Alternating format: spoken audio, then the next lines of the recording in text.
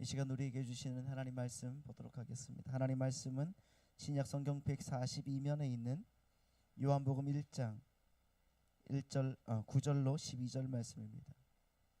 요한복음 1장 9절로 13절입니다. 13절 말씀.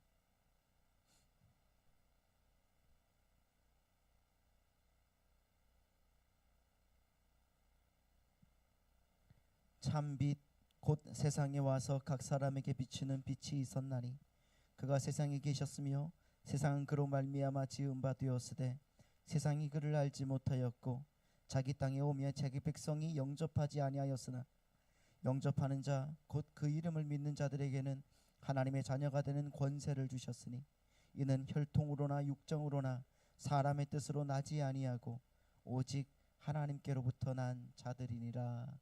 아멘. 자, 오늘 또 주님께서 주시는 그 은혜가 우리 사랑하는 성도님들의 삶을 이끌고 나아갈 줄 믿습니다. 그래서 믿음의 역사를 보여주시고 세상에 하나님의 소망과 능력을 보여주시는 위대한 우리 군자하늘 비전교회 성도님들이 다 되시기를 예수님의 이름으로 축복합니다. 할렐루야. 다시 한번 인사하겠습니다. 하나님께서 우리에게 큰 일을 행하십니다.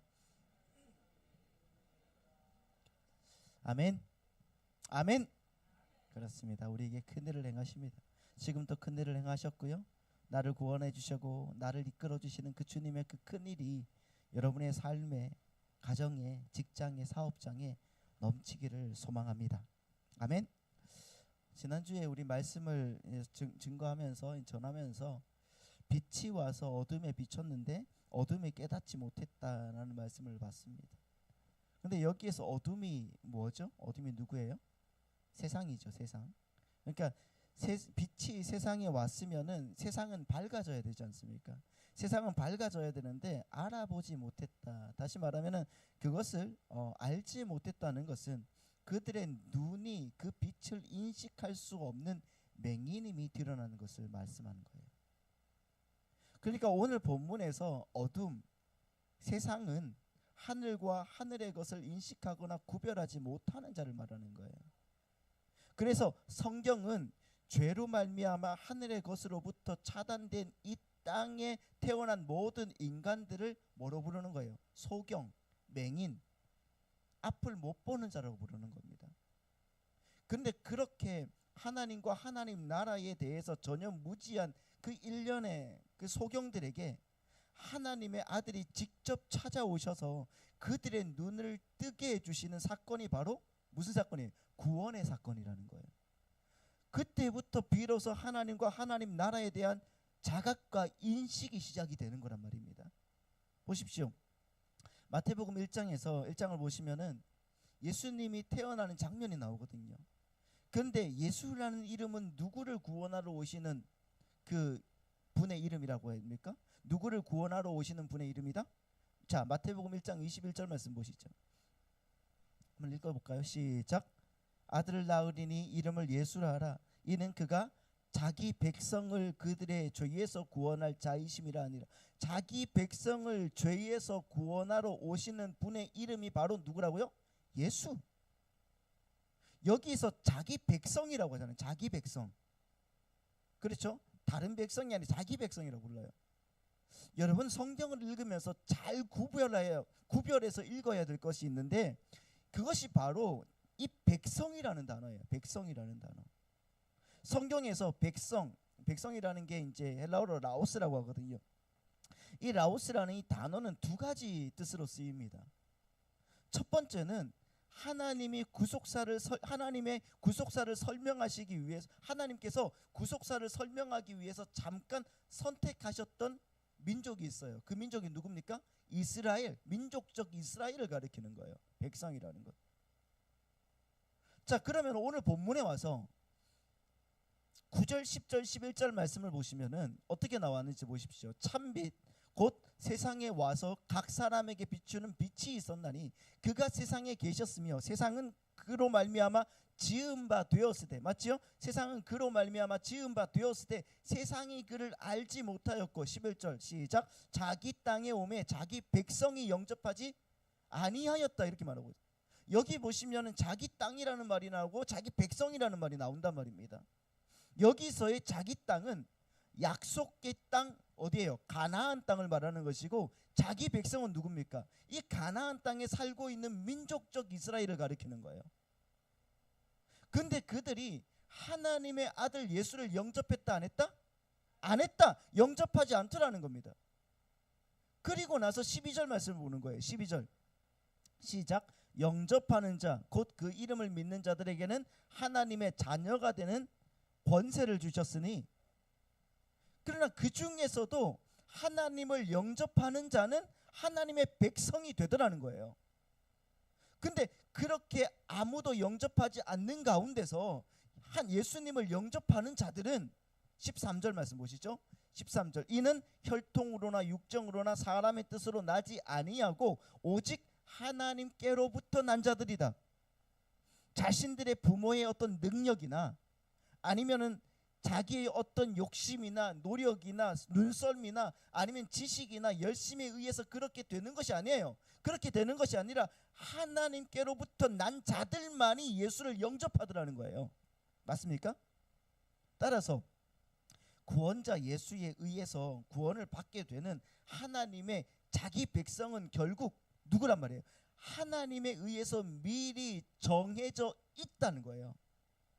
미리 정해져 있는 자들이란 말입니다. 하나님은 바로 에베소 1장 4절에서 말씀하시는 것처럼 창세 전에 이미 결정된 그들을 위해서 당신의 아들에게 예수라는 이름을 주어 이 땅에 내려 보내신 거란 말입니다. 하나님은 그들을 가리켜서 당신의 친백성이라고 부르는 거예요. 친백성. 그러니까 이 말은 뭡니까? 이 말은 그렇게 참 빛이신 예수님을 영접하지 않은 죽은 세상에서 주님이 직접 영접을 해 주신다는 거예요. 주님이 직접 영접해 주신다는 거예요. 보십시오. 12절 말씀 보면 그런데 금방 또 말씀을 본 것처럼 12절 말씀 보세요. 영접하는 자 곧 그 이름을 믿는 자들에게는 하나님의 자녀가 되는 권세를 주셨는데, 자, 이렇게 번역된 성경은 내가 직접 주님을 영접해야 한다고 말씀하는 것 같죠. 그렇잖아요. 이렇게 번역된 성경은. 근데 여러분 보시면은 바로 위에 11절에서 뭐라고 하시는 거예요? 자기 땅에 오매 자기 백성이 아무도 영접을 하지 않았다고 말하고 있잖아요.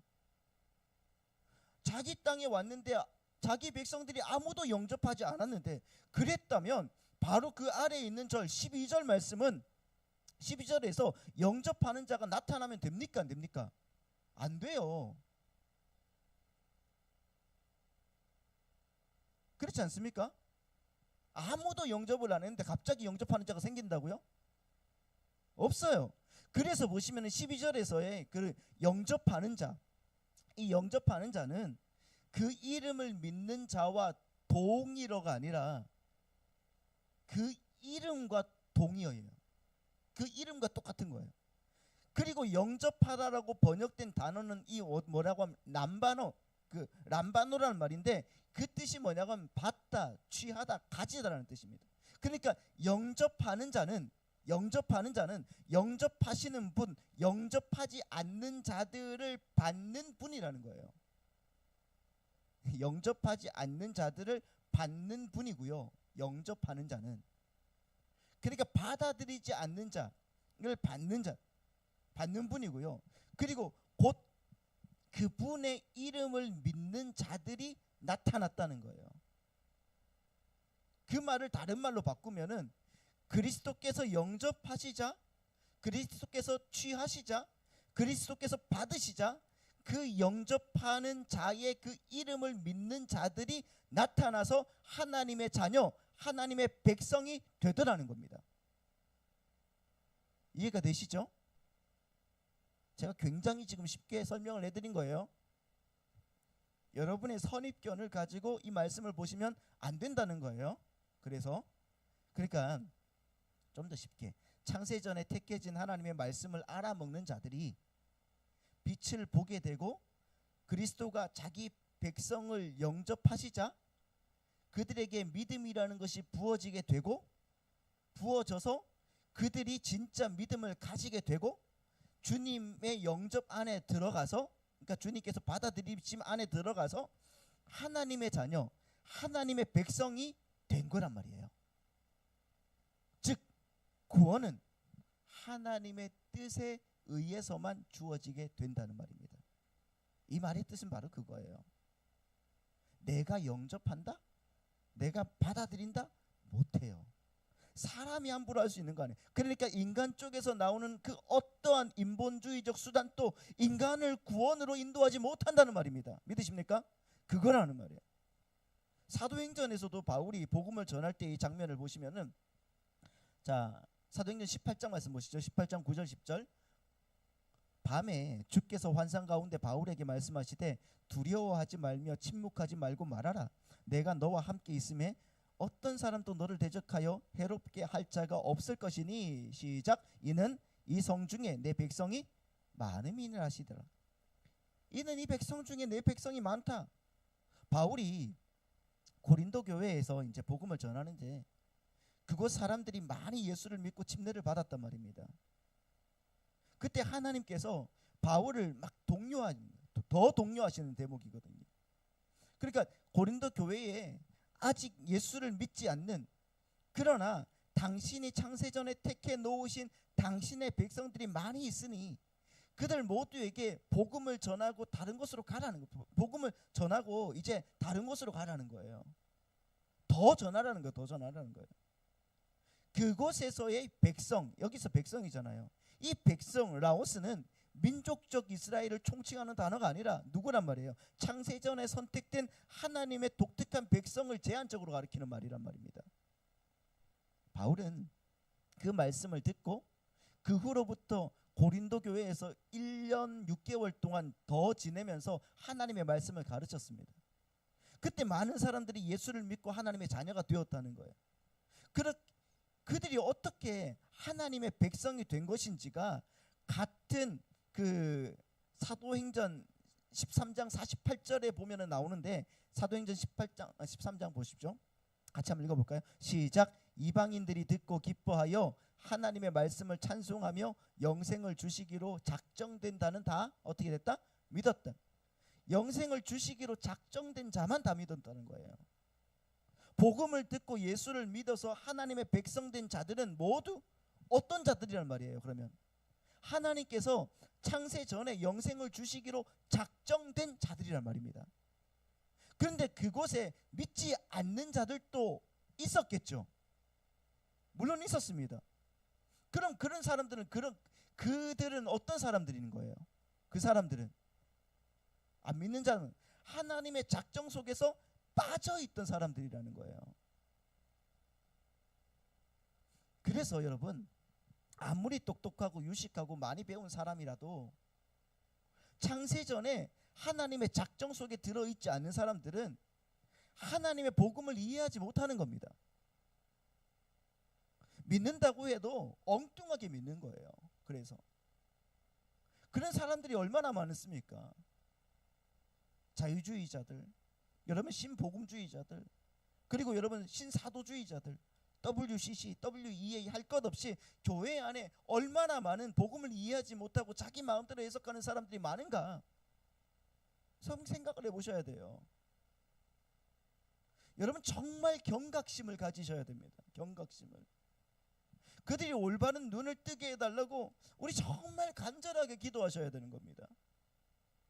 정말 간절하게 저들이 막혀져 있는 어둠이 사라지도록 성령님께서 그들의 마음을 뒤집어 달라고 진짜 간절하게 여러분 기도하셔야 되는 거예요.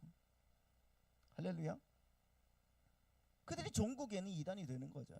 이단이. 여러분 이단들이 어떻습니까? 한 예로 이단 중에서 통일교가 있지 않습니까? 통일교.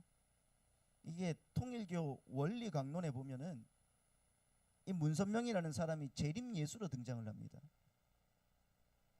통일교의 가르침에 의하면은 그 문선명이라는 사람은 첫 번째 예수가 실패한 그 일을 완성하러 온 참 메시아라는 거예요.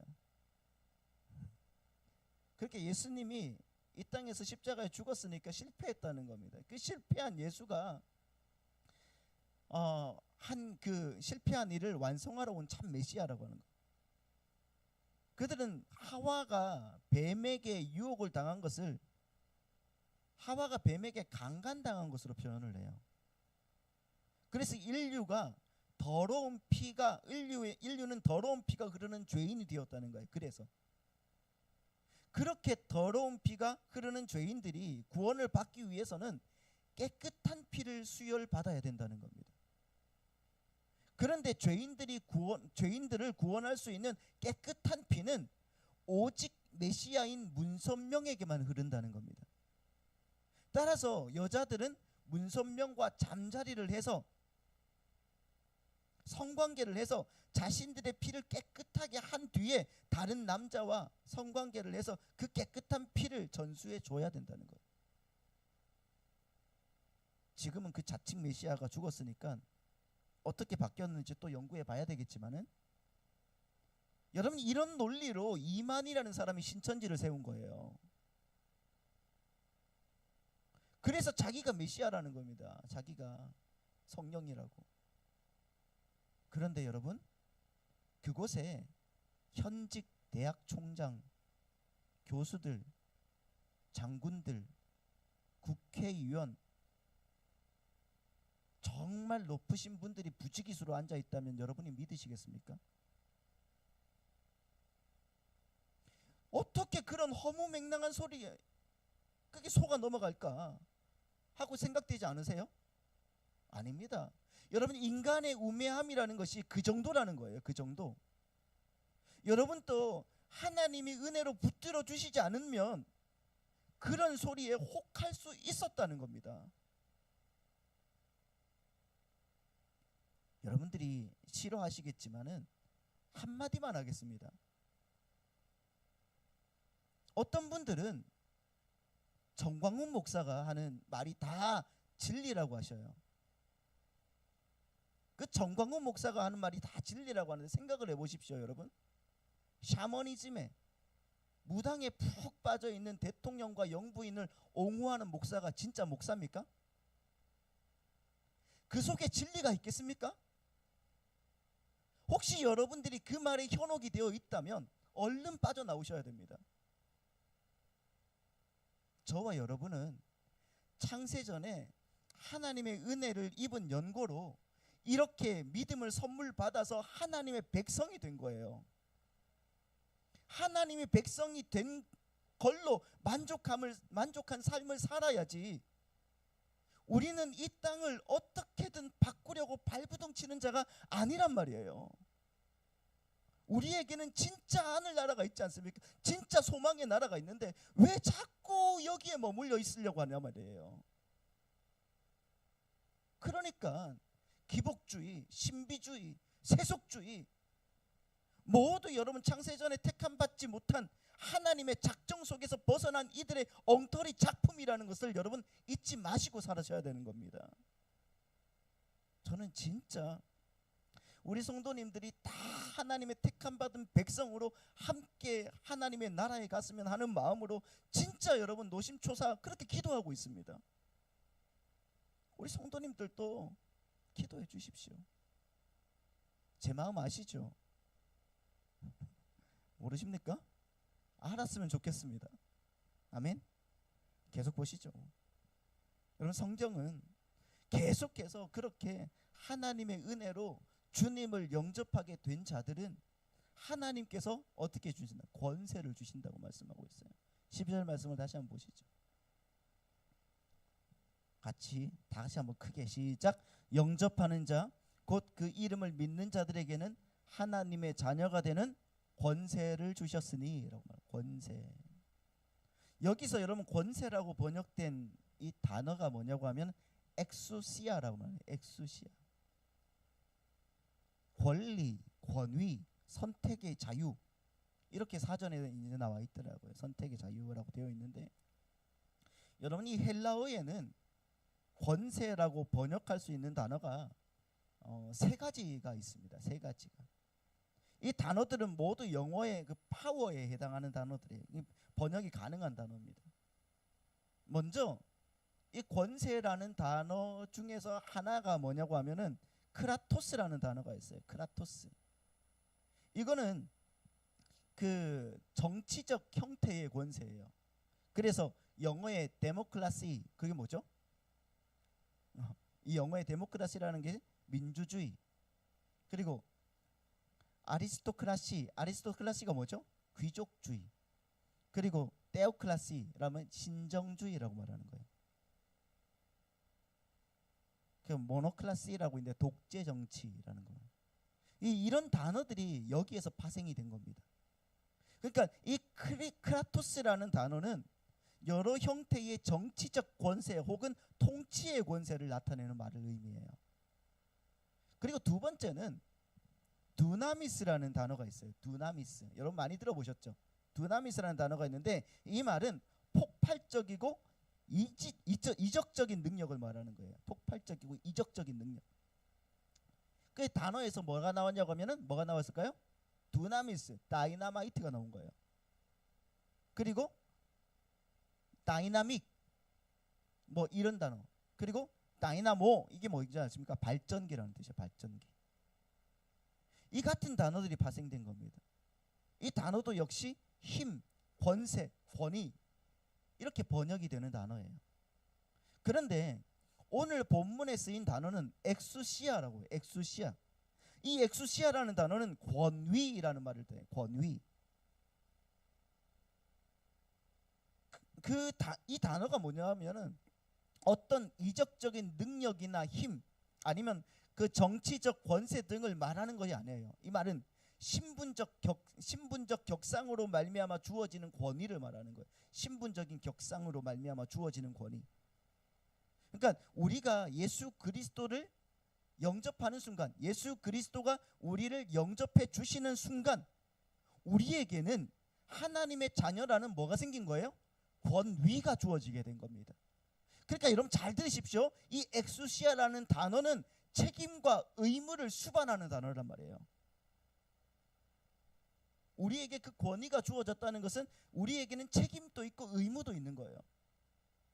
자, 어떤 사람이 어떤 골목에서 이제 붕어빵을 팔고 있었어요. 장사가 이제 그런데도 잘 돼서 이제 신이 났습니다. 그런데 얼마 있다가 저쪽 옆에서 어떤 사람이 똑같은 붕어빵을 팔기 시작해요. 근데 그 사람은 자기보다 더 싸게 팔고 이 붕어빵도 맛이 더 좋아서 금방 손님들이 그 사람에게 다 몰려가 버리는 겁니다. 그러니까 이 사람이 약에 올라서 그 옆에 있는 사람 그 노점상에게 막 시비를 걸게 되고 그 두 사람은 곧 멱살을 잡고 막 싸우는 거예요. 야이씨, 이 골목이 여기 하나밖에 없냐? 왜 남의 가게 옆에 와가지고 똑같은 장사를 하고 난리야? 막 그러면 그러니까 이 사람은 이 골목 네 거냐? 하면서 막 그러는 거죠.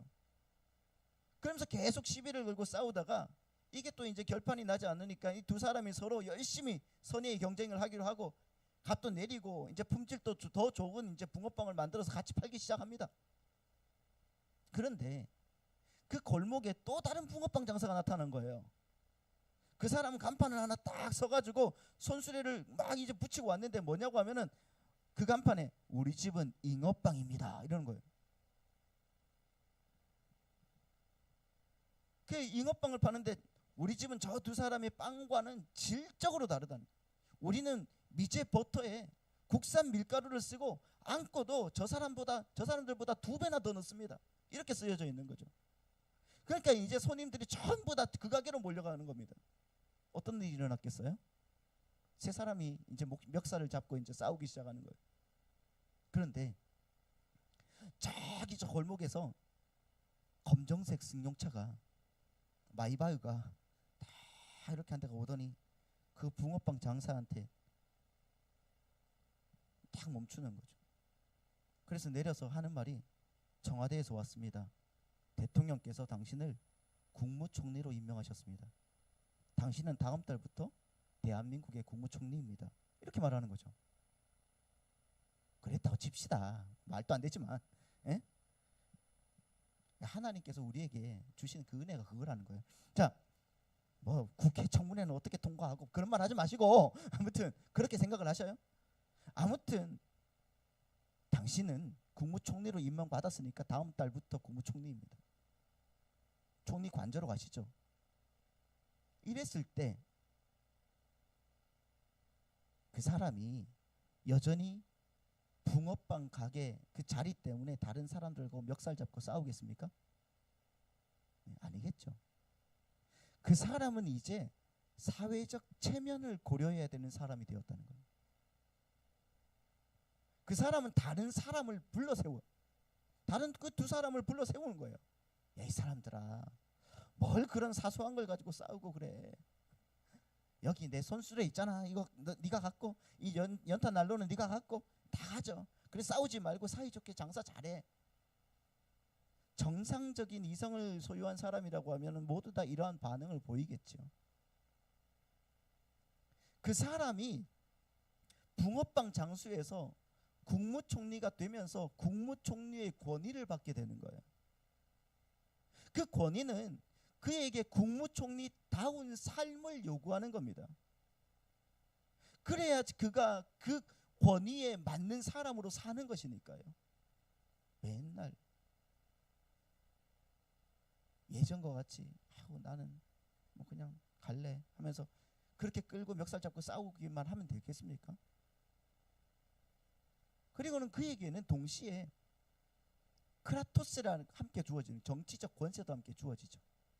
그러나 여러분, 오늘 본문에 보시면은 영접하는 자, 그 이름을 믿는 자들에게는 이 땅에서 하나님의 자녀가 되는 뭘 주신다?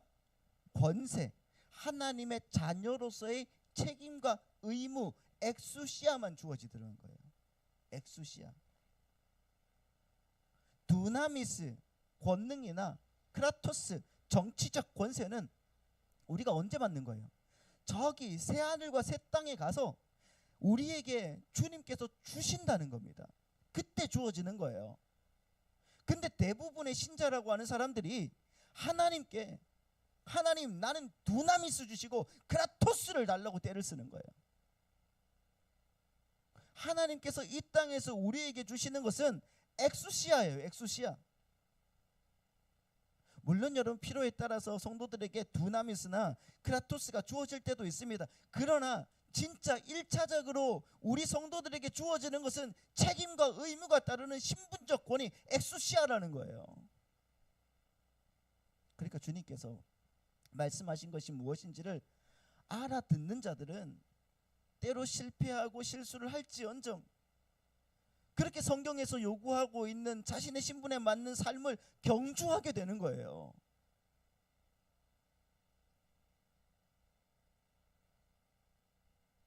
크라크 케이블이랑 비비안 리가 주연한 영화가 있죠. 그게 뭐죠? 바람과 함께 사라지다. 보셨습니까? 다 보신 분들도 많이 계시는 것 같은데 보셔요. 거기에 보면은 미국 남부 신사숙녀들이 자기들의 그 체면을 채우기 위해서, 지키기 위해서 얼마나 애를 쓰는지를 잘 보여주거든요. 막 성질도 죽이고 있는 성질도 죽이고 먹고 싶은 것도 참고 정말 피나는 노력을 합니다. 그런데 보세요, 여러분. 우리가 하나님의 자녀, 하나님의 백성이라는 것이 정말 확인된 사람들이라면 당연히 그 신분에 맞는, 그 체면에 맞는 삶을 추구하는 것이 당연하지 않겠습니까? 그 삶은 하나님께 무엇을 갚아드리기 위한 노력이 아니에요. 그럼 뭐예요? 나의 노력이나 조건을 근거하지 않고 이미 바뀌어버린 내 신분에 너무 감사해서, 그리고 그 하나님의 자녀라는 그 신분이 어떤 신분인지 내가 이제 아니까 스스로 그 삶을 경주하게 되는 거란 말입니다. 아니에요?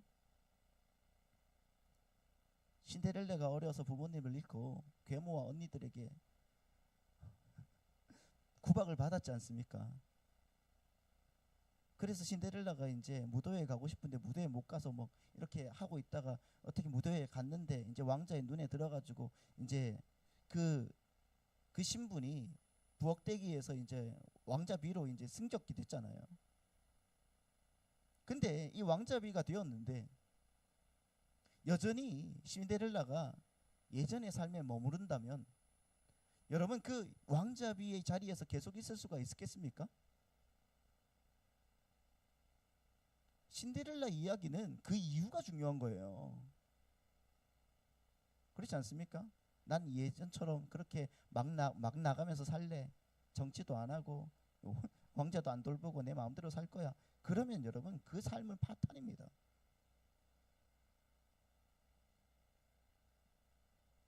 스스로 그 삶을 경주해 나가야 되는 거예요. 내가 왕자의 택함을 받았으니 열심히 권리와 의무를 다해야 되겠구나.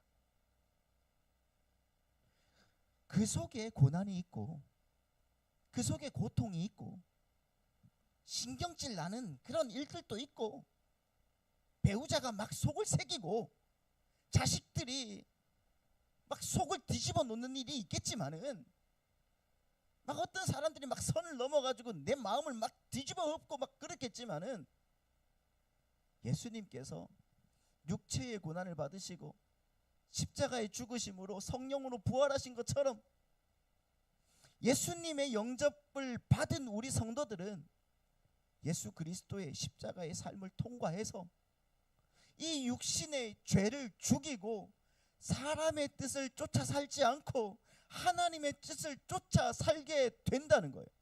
그렇게 되기를 바라고 축복합니다. 그런 저와 여러분의 삶을 통해서 여러분 복음의 문이 열리게 되는 거예요. 그리고 주님께서 창세전에 택하신 하나님의 자녀들이 오늘 우리 장로님이 기도했던 것처럼 우죽순 몰려드는 역사가 일어난다는 겁니다. 여러분 그 믿음으로 오늘도 기도하시고 간절하게 주님 말씀 보시고 하나님의 그 은혜 안에서 성령 충만한 삶을 살아내시는 주님의 백성들이 다 되시기를 예수님의 이름으로 축원합니다. 다 같이 기도합시다.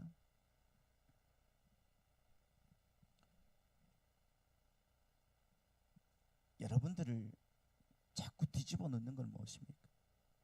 여러분 마음을 자꾸 힘들게 하는 것은 어떤 것입니까? 그것으로 인하여서 우리의 신분은 변화되지 않습니다. 바뀌어진 신분이 하나님의 자녀라는 신분이라면 예수 그리스도와 같은 신분이라면 이제 주님, 내가 주님의 그 은혜를 감사히 받겠습니다. 하나님 그 은혜 안에서 온전하게 나아가겠습니다. 이 시간 그렇게 기도해야 되지 않겠습니까? 그리고 하나님 진짜 삶을 바꾸어 주시고 은혜로만 살게 하여 주시옵소서.